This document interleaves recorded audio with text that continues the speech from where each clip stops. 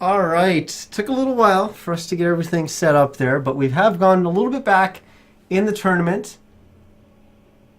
We're now back in the quarterfinals. I know we just casted the semifinals, but we're back in the quarterfinals, except the other half of the bracket, I guess. Whatever. I'll explain in a second. I'm Niz. We're watching SCS. Like I said, we're in the quarterfinals. So we ended up essentially 2 games behind the other half of the bracket. So now we're gonna play a little catch up. So we got this quarterfinals, and then the semifinals. The other semifinals is still waiting. So they're a game ahead of where this game is.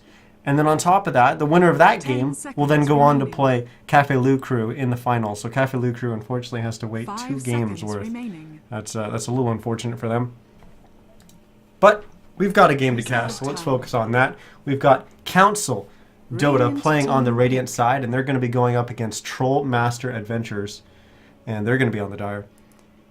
And what the hell kind of bans are these? This is definitely something new and different, as we've got, well, Bat and Lycan isn't too surprising. It kind of reminds me of maybe 3 or 4 patches ago when Bat and Lycan were the first 2 bans pretty much every game. But I don't think I've ever seen a team ban, or certainly open, with banning Veno and Broodmama. I don't even... That's weird. That is some weird stuff. So, I don't know what Council DotA is up to, but those are some very, very weird bans. And I'm alright with it. I'm a little arachnophobic, so I'm okay with us not having a spider in the game. Broodmama doesn't really bug me, but still, I'd rather not have the spider. We got Axe and Vengeful Spirit getting picked up by Trollmaster, and we got Lion and Ogre Magi getting picked up by Council. So we're going to see an Axe. We are going to see an Axe. Taking a quick look at chat, and Mr. Sizzo says, "Do I feel a Sven?" I don't know about that one. That one might be a little bit out there. I didn't point out the fact that last game he predicted the Faceless Void and he got it right. After, like, I don't know, maybe like 600 tries, he got one right. 10 seconds. So chances are the Sven is not going to get picked strictly because Mr. Sizzo predicted it. But we'll have to wait and see. Who knows? Lightning can strike twice in the same place. So maybe we're going to see more shots fired. We've got Troll and Dusa getting banned out by Trollmaster. How can they be the Trollmasters if they ban the Troll? They need a rename. And we got Jug and Nyx getting banned by Council. 10 seconds remaining. This is definitely 5 seconds remaining. a different way of approaching the draft, and this is going to create a very, very interesting game, because we're going to get some heroes that we don't normally get to see. Or maybe we won't. I don't know. I don't know. This is a different draft for sure.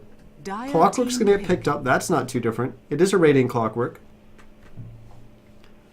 So we got Lion and Ogre, both heroes that are actually really strong at moving around and putting some pressure on your opponents, getting some pickoffs, ganking, doing all that kind of fun stuff.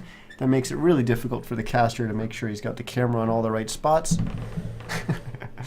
So we're going to see Council DotA most likely doing a bunch of that. It's going to be really scary for their offlaner, that's for damn sure. We've got the Axe, the Vengeance, now the Storm Spirit. Okay, so Storm is going to be their tempo controller. Well, not exactly just him. Of course, Axe does pretty much the same thing. But they do it in different ways. So it's going to be important for Axe to get his blink up early, and look to see where they plan on putting him. But most likely the Storm Spirit's going to be in the mid lane.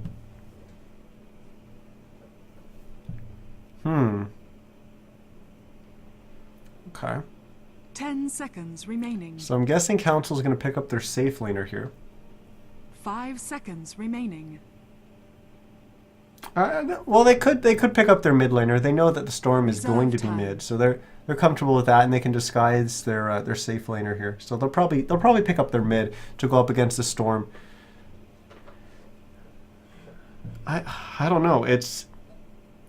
Do they really want to just play in your face Dota and just fight? If they do, is Is maybe TA the pick?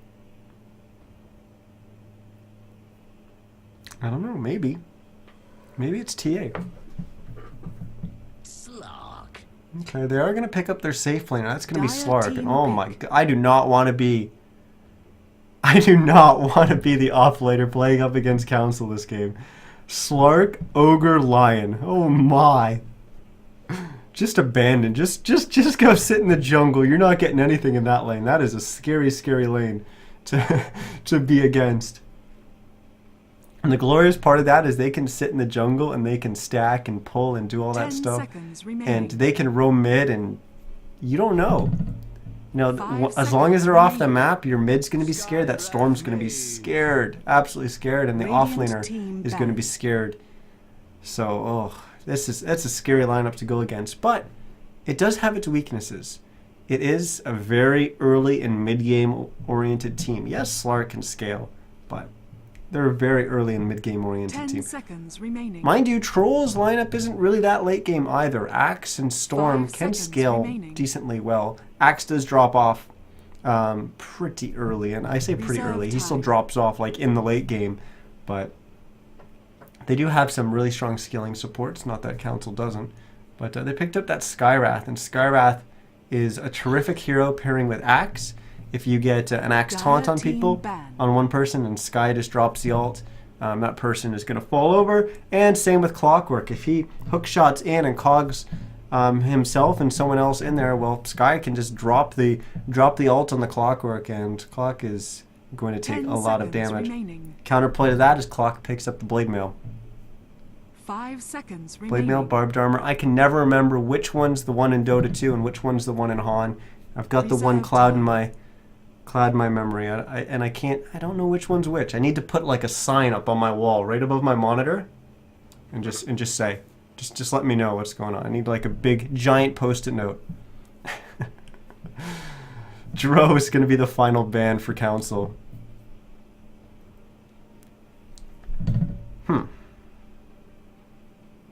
Well, you ban an offlaner, or sorry, no, you don't ban an offlaner. You ban a mid hero that's going to go up against your Storm. Is that TA? I don't know. I do not know. OD. OD is way out of the meta. I think he just banned the TA. But does Council pick OD? That would be an interesting pick. Magnus. Radiant team pick. Magnus would have been a good pick. They're going to go Shadow Fiend. All right. Shadow Fiend does well. Dire team pick. Interesting. This is a Radiant side Shadow Fiend as well, so he does have... Ooh. He does have the jungle to fall back on, but Sniper's going to be the last pick. How the heck did Sniper make it all the way through? Oh my. So, we're going to have... I don't know.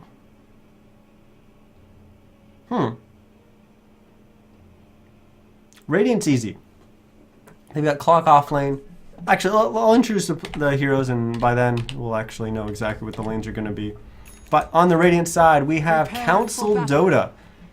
Playing their Shadow Fiend is going to be... Oh goodness, I'm going to... Hopefully I don't screw up these names. It's going to be Nino Loves Gem. Okay. We've got the Lion getting played by RRDR. Okay. We've got Fury playing the Slark. That one's an easy name. I like those kind of names. We've got Cobbs playing the Clockwork. We also have a pause. But we've got I swear, some of these players just make it difficult for casters. We got Onei. He's going to be playing the Ogre Magi. Shout out to Lion's girlfriend, RRDR. If you're out there, I don't know if you're watching my stream. I don't know if you're watching Toffee's stream. I don't know if you're just watching in Dota 2 and listening to neither of us, in which case you don't even hear this shout out. But shout out to you. That's awesome. Girlfriend watching Dota, I like that. On the Dire side, we've got Troll Master Adventures. There we go. Playing their Storm Spirit is going to be Arcana, I guess. Arcana. Yeah, I think it's just Arcana. We've got Zayn. That's probably wrong as well. Playing the Sniper. We've got Alex Babies playing the Axe. We've got Boder or Boder? Boder? Boder or Boder? I don't know. Boder. I think it's Boder. Playing the Skywrath Mage. And we got Galanti playing the Vengeful Spirit. I like that name. That's a fun name to say. Well, we did have smoke here, but it didn't hit everyone, so it's just 4 of them. And they're going to get spotted here from the high ground. There we go. Sniper just pew-pewing from the high ground.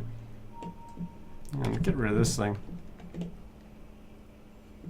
Good luck, boys, says Gem CM. Is that the, what was it? Nino loves Gem. What was the Shadow Fiend's name? I think that's Gem. Shout out to Gem. Thanks for watching. Begins. Yeah. So Mr. Sizzo does want to correct us. It's 1 in 601 right now. So unfortunately he was not right. There was not a Sven this time around. Starting items. We've got Sentry Ward picked up by Lion. We've got lots of good game. GG branches on the Shadow Fiend. That's a little bit different. That's a little bit of an old Shadow Fiend build. We've got no boots first on the Radiant side. So not Lion or Ogre Magi starting with boots first. That's a little different. We've got 2 sets of smokes on the Dire side. Skywrath and Venge are going to be holding on to 1 each there. We got Lion doing a little bit of counter warding. He's not going to find an Observer Ward. The Observer Ward for the Dire side's up in the top location. The other one's down in the bottom lane. In terms of lanes, let's see what we got. In the top lane, we've got Ogre Magi and Slark going up against Storm Spirit and Venge. So I was completely wrong in the lanes thus far. We've got Skywrath rotating between mid and top, doing a little bit of stacking. Maybe taking a little bit of notes from Dota Kyle there. We've got Shadow Fiend going up against Sniper in the mid lane. And in the bottom lane, that leaves the Clockwork going up against the Axe. Looks like Sky's actually going to spend a lot of time in the mid lane. We've got a Shrapnel thrown down on Nino. And Nino's getting quite low. There comes another Shrapnel. He's going to go down. I don't think he's going to die here. He's going to bottle up a little bit. Unfortunately, he was in the Shrapnel there when he was bottling up. But we've also had the Lion make his way up into the top lane. So we've got an offensive tri-lane here going up against just the dual lane from the Dire side. And I imagine Storm's going to really struggle in this lane, as they should be able to put a lot of pressure onto the Storm Spirit, but hasn't been the case thus far. So this should be a successful lane for the right-hand side, the top lane. Mid lane, I don't know. I think it's actually going to be a wash. I think Sniper is going to get quite a bit out of this lane, but I think Shadow Fiend will also get quite a bit out of this lane. It all depends how much Skywrath is able to really slow down the Shadow Fiend.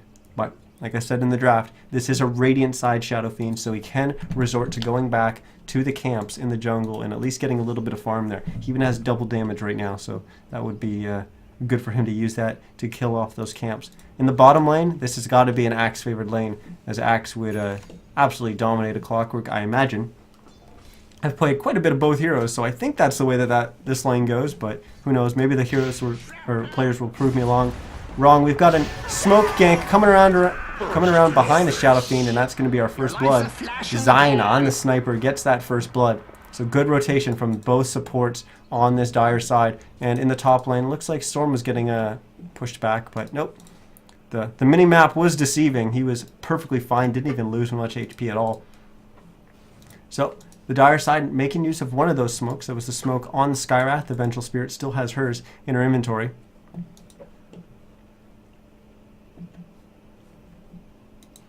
Now, what is Venge going to do? Venge has actually been not showing in lane quite a bit, and that's what made that rotation possible with the smoke gank. There is a Radiant Observer Ward here, though, so they need to keep track.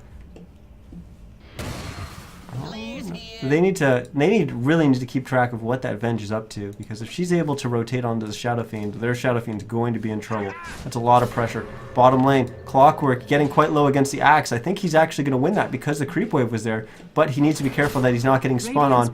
The Lion did TP.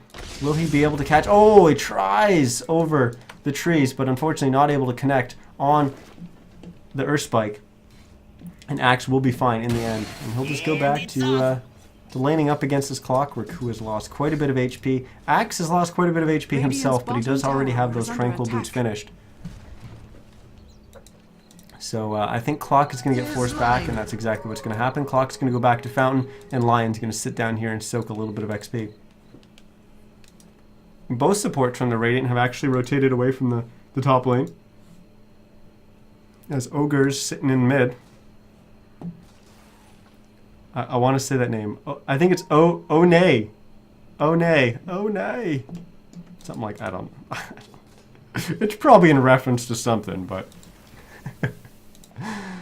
I'm just making a fool out of myself. So we've got Slark going up against the Storm in the top lane. Let's take a look at how they've been doing so far. We got 17 and 5 CS on the Slark. And Storm actually hasn't been limited at all. He's at 17 and 1 CS. So that aggro tri lane really not getting the job done in stopping that Storm Spirit.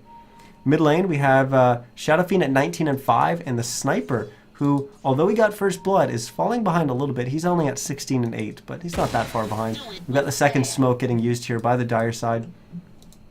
As they were going after the Lion, but not going to be able to grab him. Instead, they're going to get the Clockwork with a stun and a taunt. That is going to be one dead Clockwork. Yeah, it doesn't matter who gets the kill. It's going to be none of them. It's going to be the creeps that are going to get the kill.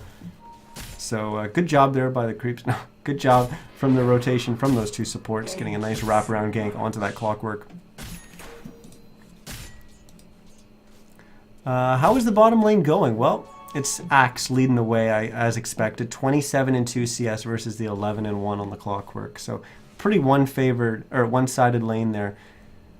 So I'd have to say, just by how the lanes have been going and the fact that they've got 2 kills on the board, Dire's slightly ahead in this one.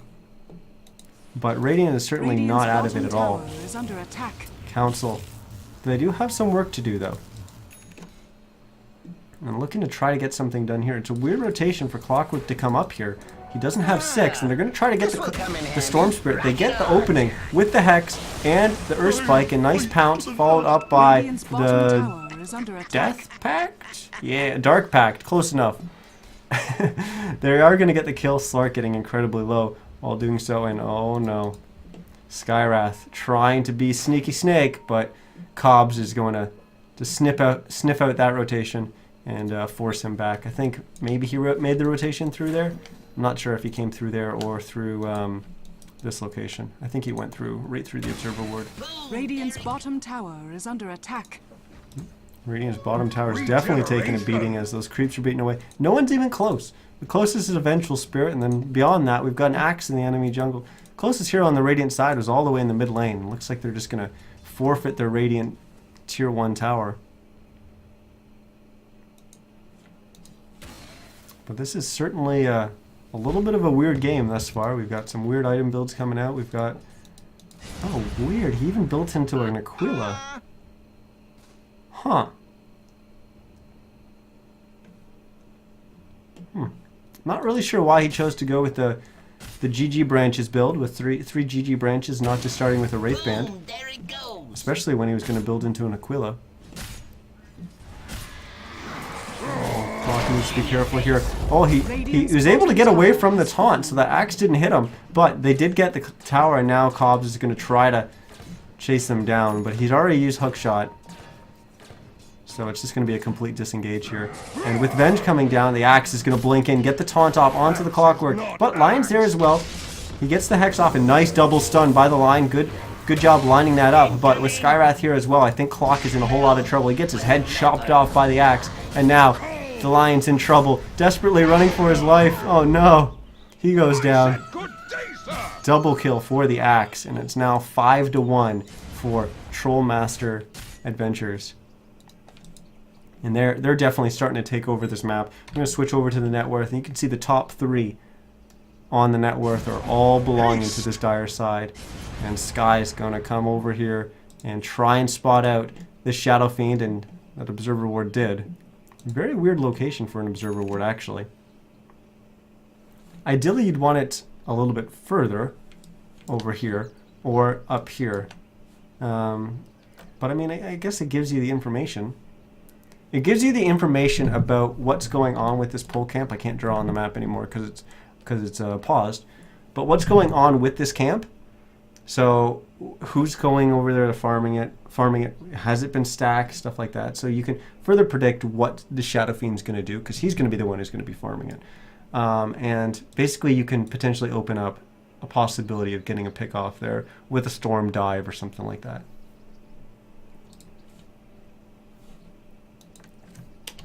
Are we, yeah, well, okay, we are going. Let's just speaking of Storm, how is he doing? He hasn't put 1 point into Electric Vortex, so going with what is considered the new build, I guess. I believe this is the build that Sumail really likes. I'm not a fan. Oh, there, Axe blinks in, gets the taunt, and Fury gets his little fishy head chopped off by the Axe. And that's Axe. This is a reason why he gets banned first round pretty much every game. He slips through the bans this time. He gets immediately picked up by Trollmaster Adventurers, and he's already doing work. 3-0-1. We do have a smoke here from both supports on the Radiant side, and we're gonna have a TP from the line into the mid lane because the Shadow Fiend's in trouble. He's going to get a stun off onto Galanti. And he's going to try to come back, but he is dead. Gets an assassinate right in the back of the head. But it is the Skywrath Mage that's going to finish him off. Flare flying in, getting a little bit of harass damage onto Sky, which forces him to turn around. Places an Observer Ward, then he gets hook shot. Mistakes were made. Cobbs is going to get the kill there. Actually, no, it's... Oh. Why does it have to be the Ogre? Why does it have to make me say the name? One is going to get the kill there. But nice hook shot from Cobbs to catch out that Skywrath Mage. It's now 2-8. So they narrow the gap a little bit there, but we've still got quite an uphill battle to fight here as we take a look at the gold graph. And Radiant structures are fortified. How much is it? That's about 6,000, just over 6,000 net worth advantage and then 4k XP. And we still haven't seen the Storm really get involved in the game yet. Well, we got another smoke gank coming from the Radiant. They're really making use of these smoke ganks, trying to get themselves back in. They get the Fire Blast off onto the Vengeful Spirit. And, oh, they're not going to get it because Axe blinks in, gets a nice taunt onto 2. And Ogre goes down. Now the Shadow Fiend goes down and the Lion goes down. It's a complete disaster. 3 heroes go down on the Radiant side. They do get the kill on the Venge, but they lost the 3. And now Cobbs is the focus target. And he's in, well, he's 6 feet under as he's back at the fountain. Underground, waiting to respawn. 4 heroes get wiped out, and you know, it's not the biggest gold swing, 600 gold swing in the end, but and unfortunately I missed Fury getting a kill onto Skywrath there, so they do get something going for them for a second there. It is going to be a tough one though. So you see, they kind of slowed it a little bit, so. What do they have going for them? They've got a mech almost finished on the Shadow Fiend. Dire's middle tower is under attack. So that's really going to help them. They've got this Slark who's... I mean, he's been doing a decent job with the farming. He's off to a decent start. Dropped him a little bit low doing a little farming in the jungle there. But yeah, those are those 2 heroes that are really kind of going to be their saving grace. The supports, although they are really aggressive supports, haven't really been able to get it done. And same with Cobbs. He's been off to a rough start. He was left in a really bad lane for the Clockwork, getting bullied by the Axe constantly. He is 0-3-4 though, so he has been a part of every single kill by Council. Do it with flair. So maybe they have to ride on the back of the Clockwork. He plays catch up with the rest of the team.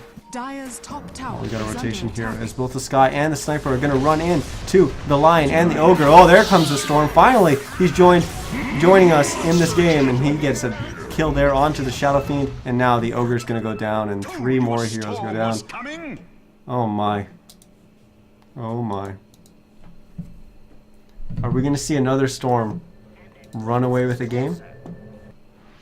Well, we're already seeing Axe kind of running away with the game, and he wasn't even there for that.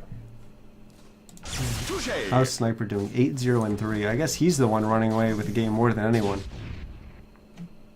They've got a lot of things to deal with. This game is. They want to be able to slow the Axe, but he's probably the least of their problems. Storm snowballing is always going to be a threat, and it's very hard to stop a Storm from really snowballing.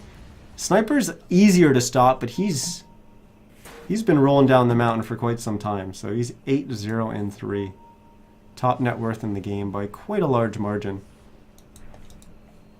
And really, all the Radiant side has right now is the Slark and the Shadow Fiend that have any net worth Dire's to their middle name. tower is under attack. Shadow Fiend, about 100 away from mech, so they are going to have that after he pretty much kills this camp. It'll be close enough. There we go. Actually, exactly 900. So they will have mech available to them. Uh-oh, clock, no! Oh, he hook shots back to the creep wave. Nice play there. Radiant's top tower is under attack. He was very close to getting pulled there by the by the Storm Spirit, but he does get away. Storm about to hit 11 as well, so he's going to have that second rank of Ball Lightning. Radiant structures are fortified. There you go. Courier just delivered that mech, and they're going to try to get something onto this Venge, but it's not meant to be.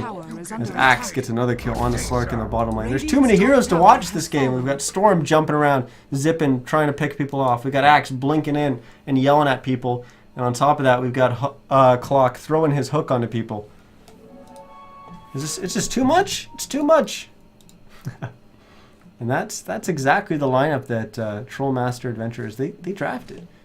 You know, they can pick you off. And every time they get a pick off, that helps secure their sniper. And of course, sniper can help them. You know, with his long range assassinate, he can help them. But they've got to do something to stop him, slow him down in some way. It's a lot of gold, too, if they get the kill on him. This Observer Ward's about to expire. They have no idea that that's there. But look at these Observer Wards from the Dire side. They've got one in the middle lane, so if you're up on this high ground, they know. They've got this one, telling them what's going on, where people are going. It's not as effective as the one that's kind of down here. That tells you a little bit more Radiant's bottom whether they're tower going mid is or under up. attack. I'm just John Maddening all over the map. That gives them a ton of information.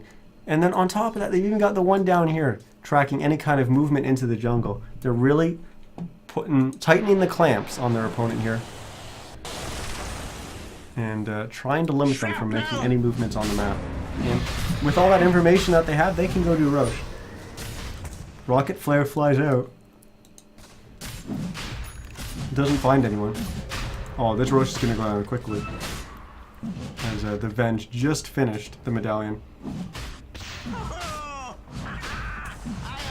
That was weird. Everyone just kind of backed out of Roche, dropped a sentry ward. I'm not sure what that was.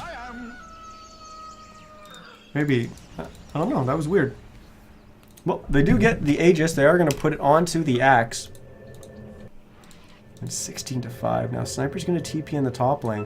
But there are Radiant heroes lying in wait. That flare just completely gave away this Clockwork's position. Had they been a little bit more patient, they might have been able to get the Sniper when he pushed out. But Skywrath is sitting in behind protecting him.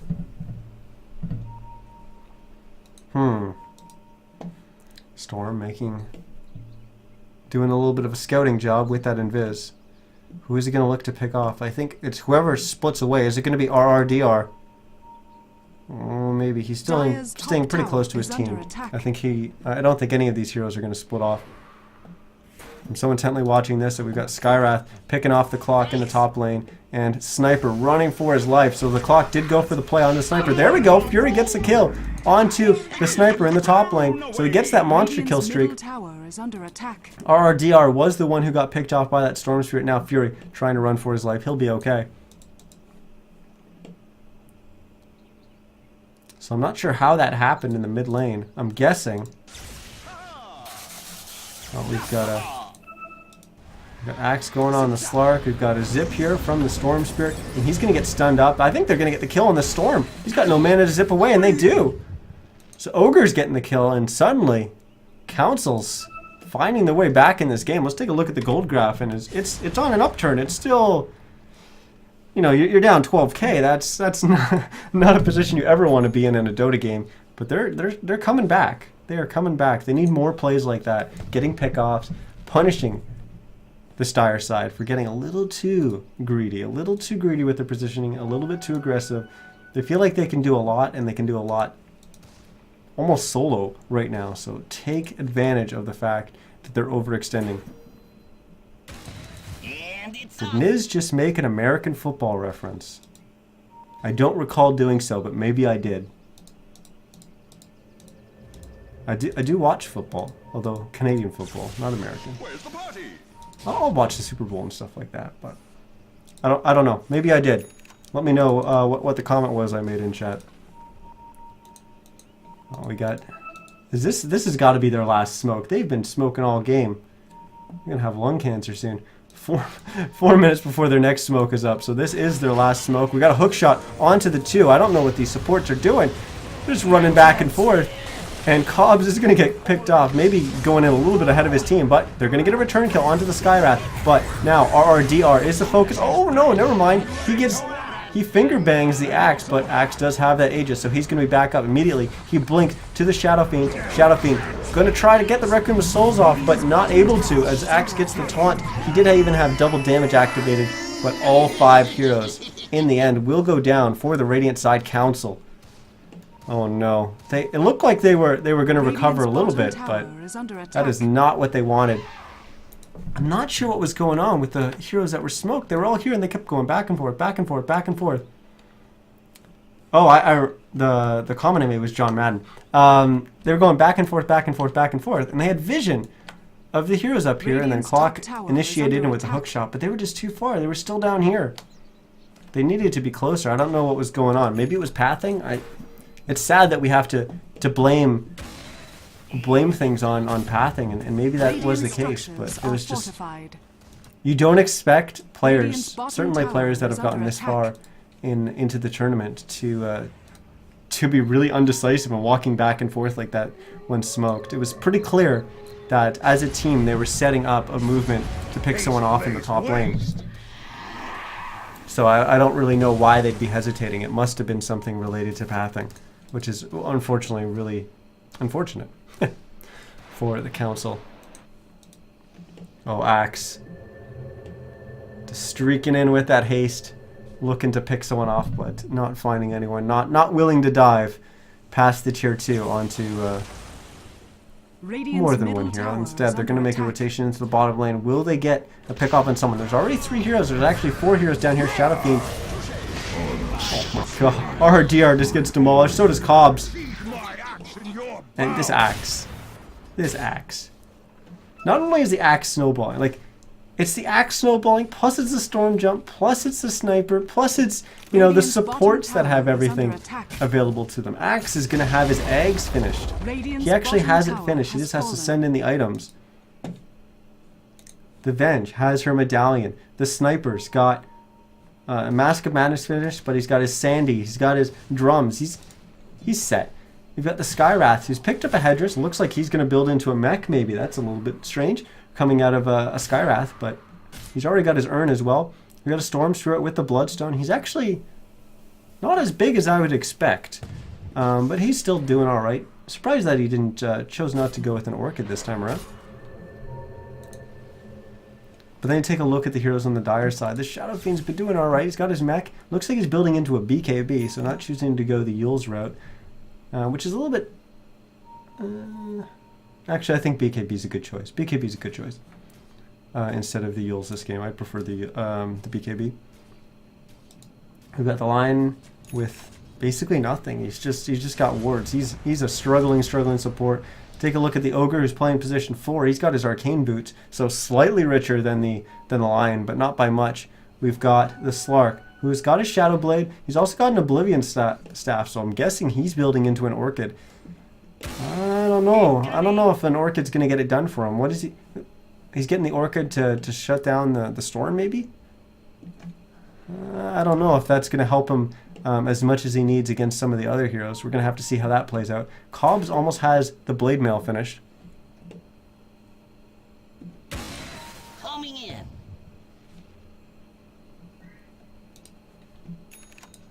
We have action in the top lane? No, we don't.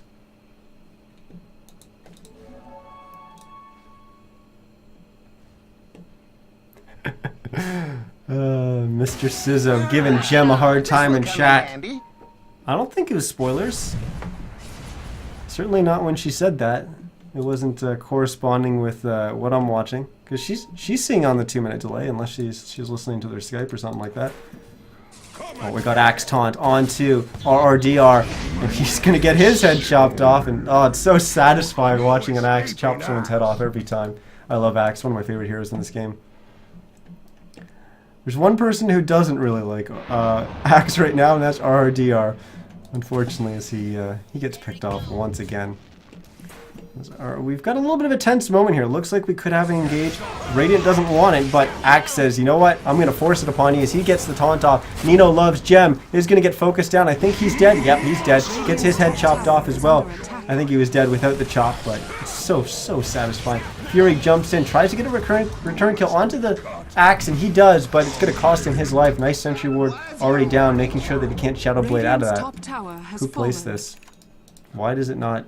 Oh, it doesn't tell me because it's not a different word. Oh, they had a gem anyways on Skywrath. What am I talking about?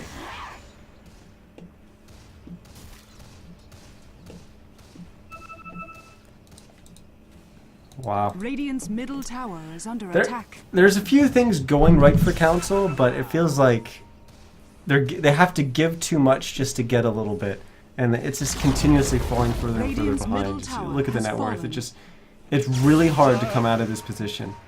And a lot of teams would actually just throw in the towel, but we saw, I believe it was was it Thursday? Or maybe it was last Sunday. I don't remember, but we saw, I believe it was Carson +4. They got a gigantic lead in the finals. And I think it was Arenda that managed to come back. And they came back in a very, very big way. I think they were behind by 20k gold. And I think it was actually pretty close to this. I think it was even earlier in the game, but around 20k gold behind. And they managed to crawl their way back in the game, and they won. They won the finals that way, which was quite surprising. Maybe a little bit of throws coming out from Carson +4. But certainly, I believe it was Arenda played very well. Storm going to jump into the bottom lane onto this Slark. And there he goes. Fury gets picked off once again. And you know what? It's easy to say that these players are just putting themselves in vulnerable positions by pushing out a little bit too far in the lane. Problem is when you're 20k behind, you have to make risky plays. You have to be greedy in your positioning to try and farm that little extra bit more to try and catch back up into the game. And unfortunately, if the team that's ahead makes good rotations, they can get those pickoffs.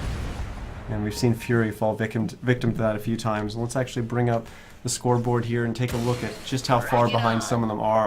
RRDR 0-8-3, but I mean that's not that bad for a support considering the Shadow Fiend's 1-7-3. He's struggling as well. Fury is actually 3-5-3. He's not that far behind. Cobb's 2-6-5, and One 3-3-1. That one's actually becoming a fun one to say. But you start taking a look at the Dire side. We have Zyne, or I think it's Zyne, at 13-1-9 on that sniper. Axe 8-1-8. These heroes are just gigantic. The most deaths on the Dire side are the Skywrath, who's got 3 deaths, but he's participated in 19 kills. And now they're going to have to kill another hero twice as Storm Spirit's going to get the Aegis. And I think as a team they're going to look to push this bottom lane. And we might see our first tier 3 attempt coming out here from Trollmaster Adventures. Well, RDR needs to be careful. He's in a bad spot and he gets picked off. I think he was trying to get a ward off. Yeah, he was trying to get an observer ward up on the high ground there. Sometimes it's just better to try to get a ward like that. But anyways, we've got Cobbs getting initiated on. He got the blade mail off, but he's going to die. There we got Requiem of Solix coming out. He gets swapped. We got the Storm going down, so Aegis is used, but we've already lost 3 heroes on this Radiant side. The Shadow Fiend does have buyback. Fury now jumping in, and he uses the Dark Pact, and now I think he needs to get out of there. He does get the kill onto the Vengeful Spirit, but it's going to cost him his life. Surprisingly, no buyback from the Shadow Fiend still. One is one of the only ones left alive as RRDR has just respawned, but One is going to go down. RRDR finger bangs the Storm Spirit, but he's taken it before. He's got 20 more. Oh, that was so inappropriate. He's got 20 more HP where that came from. Just RRDR, the only one left. Well, Cobbs is just going to respawn, try to join him. They're going to TP and try to get something done. Still no buyback from that Shadow Fiend. He is going to respawn in 3 seconds. So maybe they've just decided that they're going to lose their racks here. Shadow Fiend TPing in now. Here we go. They're trying to get some pressure onto the Skywrath, but Storm zips in, grabs that Shadow Fiend, and he's dead once again. Still has buyback though. Cobbs with the barbed popped is going to be returning some of the damage, but RRDR becomes the focus target, and they get the pick off on him. GG comes out, and my goodness, Troll Master Adventures. They bottom barracks has fallen. They had a little bit of a dominant performance there. Council, they played a pretty aggressive lineup, and unfortunately they just had some. They got out-rotated, I think. I think the supports on the Dire side, they started with two smokes, tried to get a lot of pickoffs early game. I think they made good on both those smokes. The Radiant then tried to smoke and get themselves back in the game, but they had a couple failed smoke ganks. One of the smoke ganks got disrupted by a Shadow Fiend getting picked off in the mid lane. That weird one up around top rune where it seemed like the couple heroes that were smoked were running back and forth, back and forth. I don't know if that was a pathing issue or what, but then they had the clock where Cobbs just hook shot in, and his team was a little bit too far away, and that one turned out to be a disaster. I think they lost 3, maybe even 4 heroes in that, and didn't even get a single pick off. So Council unfortunately didn't make good on some of those rotations, but it wasn't just that. They fell behind in a lot of places. I think. They went with an aggro tri-lane, and I felt like they didn't really punish the Storm enough, especially considering they were going to be leaving their clock up against an Axe in the bottom lane, and that's never going to be a good situation for the Clockwork. Axe is just going to dominate him down there, and he did this game. So I feel like they really needed to do a lot more with their aggro tri-lane, and unfortunately they didn't get it done, so they'll get eliminated. We got Troll Master Adventurers that are going to be advancing to the semifinals, and we should already have a game set to go, as the other team was waiting. So I'm going to hop into that lobby real quickly. But before I go, and before you guys go, hit that follow button, twitch.tv/NizCast. I cast SCS every Thursdays and Sundays. So if you want to see more SCS stuff, you can follow me here. You can also follow me on Twitter and YouTube. Twitter, I'll have everything about my stream and everything going on with the tournament. And YouTube, I upload all the VODs. Takes me just a little under 24 hours. They'll be up by tomorrow, but not sure which time exactly. But they'll be up by tomorrow, so you can check out the VODs there. But I don't want to miss the next game, so I'm going to throw it to music, and hopefully you stick with us because we got 2 more games left.